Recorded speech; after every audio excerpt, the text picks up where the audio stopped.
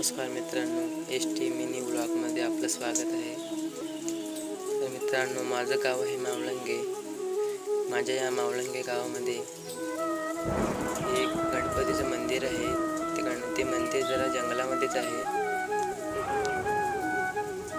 पण मित्रांनो, ते मंदिर इतकं सुंदर बांधलेलं आहे की बघायला खूप छान वाटतं. मित्रांनो, मंदिर जरा छोटंसंच आहे पण खूप छान आहे.